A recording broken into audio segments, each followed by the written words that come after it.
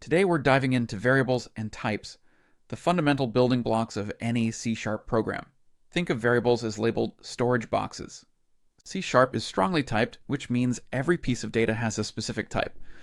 This catches errors before your program even runs. We'll also get our first glimpse at value types versus reference types. This distinction is absolutely crucial in C#. A variable is just a named storage location in memory. Think of it like a labeled box where you can store a value. You give it a name, tell C# what kind of data it can hold, and then you can use that name to access the value later. Simple concept, but it's the foundation of everything. Okay, so here's what's happening. Every variable declaration has three parts: the type, what kind of data, the name, how you reference it, and optionally an initial value. For text, we use string for multiple characters like names or sentences, and char for single characters. Numbers have several types: int for whole numbers, double for decimals, decimal for money, it's more precise, boolean, bool, is just true or false. Perfect for yes/no decisions in your code. DateTime for dates and times, God for unique identifiers, there are dozens more built-in types. Here's the thing, choosing the right type matters. Use int for counting, decimal for money, never float or double for money, and string for text input. The var keyword lets the compiler figure out the type. It's not dynamic typing, the type is still fixed at compile time. I use var when the type is obvious. Constants are variables that can never change. Use const for values that are truly fixed, like mathematical constants or configuration values that never change. Here's something that confused me for months when I started. C# has two fundamentally different categories of types: value types and reference types. This distinction affects how data is stored, how it's passed around, and how assignments work. Let me show you why this matters. Value types store the actual data directly in the variable. When you have int x over 5, the value 5 is right there in x. Value types typically live on the stack, a fast, organized area of memory. Don't worry too much about this yet.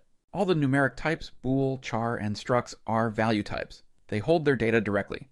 When you assign one value type to another, it copies the actual value. Changes to one don't affect the other. Reference types store a reference, address, to where the actual data lives in memory, not the data itself. The actual objects live on the heap, a larger, more flexible area of memory managed by the garbage collector. Strings, arrays, and all classes are reference types. The variable holds an address, not the data. When you assign one reference type to another, both variables point to the same object. Changes through one affect the other. This is the part that confused me at first. With value types, assignment copies the value. With reference types, assignment copies the address. Two variables can point to the same object. Sometimes you need to represent no value, like an optional field in a form. That question mark makes any value type nullable. You'll often need to convert between types. Some conversions are safe and automatic, others need explicit casting and might lose data. Please don't use float or double for money, use decimal. Float and double have rounding errors that will mess up financial calculations. Reference types can be null. Always check before using them or you'll get the dreaded null reference exception. Remember that reference type assignment doesn't copy the object. If you need a copy, you have to explicitly create one.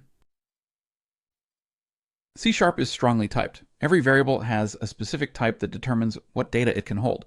Pick the right type for your data: int for counting, decimal for money, string for text.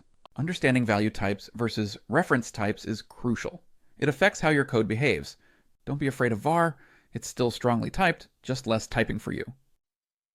Next video, we're going deep on value versus reference types. We'll explore the stack and heap, see exactly how assignment works, and learn why this distinction is so important for writing efficient C# code.